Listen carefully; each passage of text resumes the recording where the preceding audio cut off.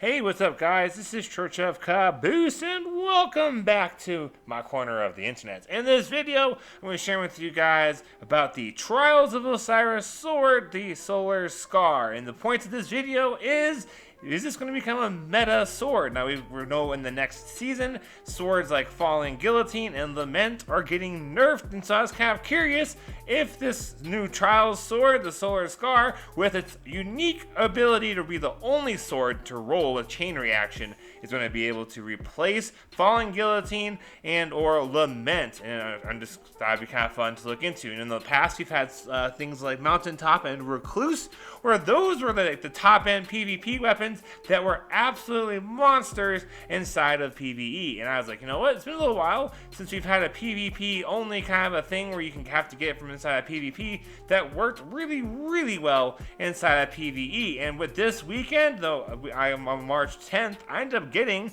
a sword from Trials of Osiris, the Solar Scar, that rolled with chain reaction. And I figured, hey, let's take this puppy into some PvE and see what happens. Because there was a couple of things that I was curious about. So that's going to be this whole video. So if you enjoyed the video, make sure you guys subscribe to my channel, like the video, and comment down below. Now, the point of this is not going to be necessarily for folks that are constantly able to go flawless and that kind of thing, because this sword, if you're like a lot of Destiny players, could be a huge, giant pain in the ass to get. So I would make sure you guys take advantages of weekends such as this weekend, where the sword happens to be the 3-win reward, which is why I'm rushing to get this video out to you guys. So hopefully you have a day or so of this weekend. Otherwise, just kind of keep an eye out on the rewards. You know, see if the sword is in the 3-win to 5-win range. That's probably more attainable for more people as opposed to 7 or flawless. Obviously, the adept version of this sword, if it's got chain reaction, is going to be a little bit better because you're going to be able to throw on adept mods. So focus more on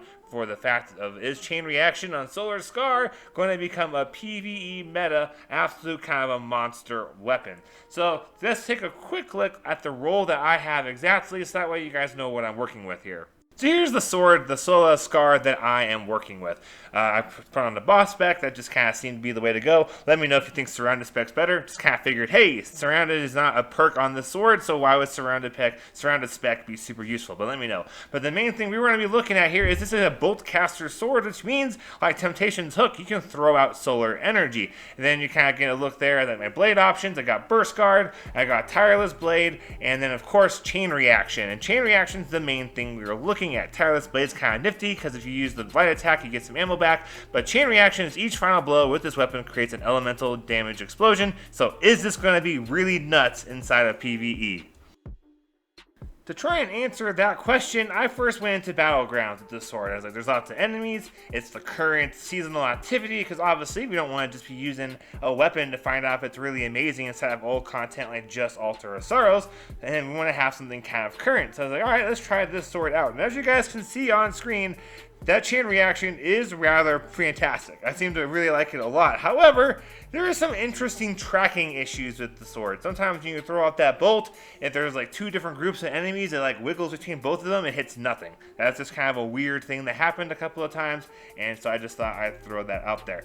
And so I did notice there's a big difference though between the light and the heavy attacks. The light attack will cause a chain reaction explosion. It's just not nearly as big as the heavy attack, which kind of makes sense. So that was the first thing I figured that would be really key with this weapon, because this weapon, if you throw the sword, it uses a lot of sword ammo. I think it's either 6 or 8 rounds of your sword ammo, and unless you throw on things like reserves and stuff like that, it's supposed to only hold 60 rounds, or you could do backup mag and get more, but we're going to operate under 60 rounds. So using 6 to 8 of those rounds is close to a good chunk of that percentage. It's about 10% almost of your ammo per throw. So being able to do the light attack and swing and get a kill is rather nifty, especially if you're doing horde mode things, or if you're in like perhaps some kind of a strike where you got like lots of war beasts, because you could do a light attack on one war beast and potentially kill a little horde of them. And remember, everyone that gets killed by that elemental chain reaction is supposed to at least make its own little elemental chain reaction.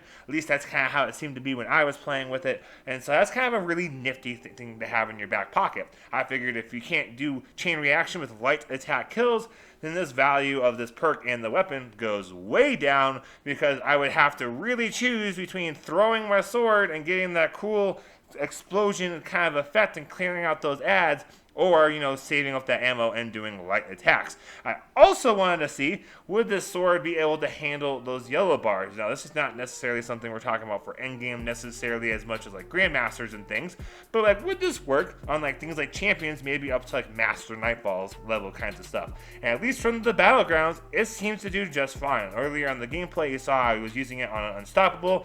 Depending upon how long we talk and stuff, you might see it on an anti-barrier. It can seem to do just a-okay as far as yellow bars goes. Red bars that for the most part seem to kill in either a light attack or a heavy attack, and then of course it was just a grand old time. And then I thought to myself, what if I have like a chain reaction build?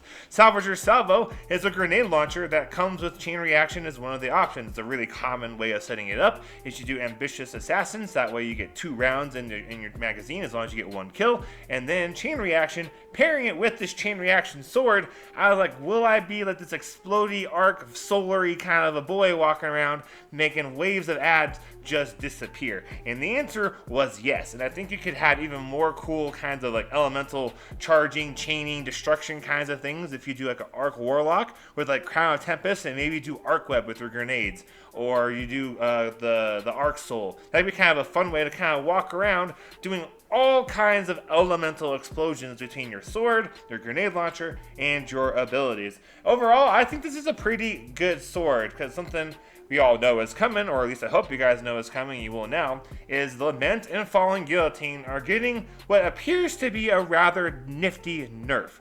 I don't think they're going to be as insane as they were before. Other people are speculating that this is making way for a new exotic sword. Azatros is hoping it's going to be Dark Drinker.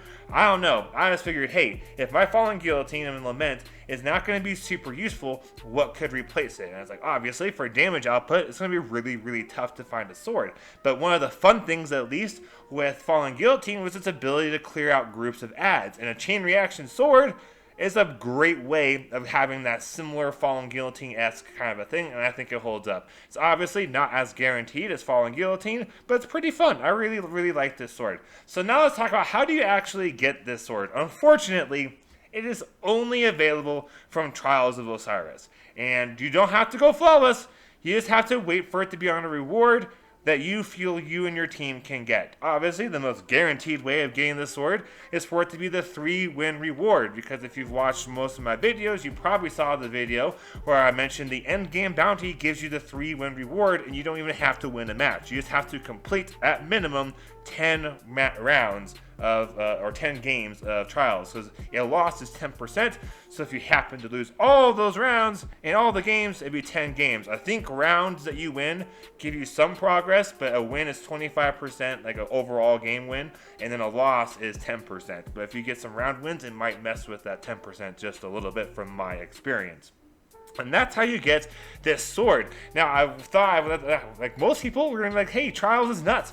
I want to have to deal with trying to get a sword in Trials. And so I figured I'd share with you guys, you can get it with the bounty. You don't have to be able to go flawless. Obviously, like I mentioned earlier, the Adept version, if you get chain reaction, will be better, because you have Adept mods that you can put on there, like Adept Impact and things like that will just make it do more damage. But for the average Joe, this is not that hard to attain as long as it's on the 3-win reward. Depending upon you and your teammates, 5 wins might be within the realm of feasibility. So I would encourage you guys just to keep track of when this sword and what tier reward it's on. Hopefully it comes back around soon on the 3-win reward, because of course there is RNG. So if you're able to happen to be able to get the 3 wins on a character, you could technically get 2 swords per character, giving you a guarantee of 6 swords that weekend where the swords are available. And of course, once you have unlocked a sword in your loot pool, you forever will have a chance of getting that sword once you're able to turn in tokens, and you turn in those tokens and you might get a sword, and you never know, it could have chain reaction. Now, do I think this is going to be as amazing as something like Mountaintop and or Recluse? Because that's kind of the other question I wanted to answer. Like, could this be like the equivalent of Mountaintop and Recluse? Lots of PvE main folks were doing comp and whatnot to get Recluse and Mountaintop because of how amazing and useful they were inside of PvE. At one point in Season of Opulence, when you had auto-loading things like supers and those barricades, it was nuts, because you just non-stop shoot that Mountaintop, and that's what got me really desired to go out and get that weapon. I do not think this sword is going to be as amazingly meta as Mountaintop and Recluse, and here's kind of why.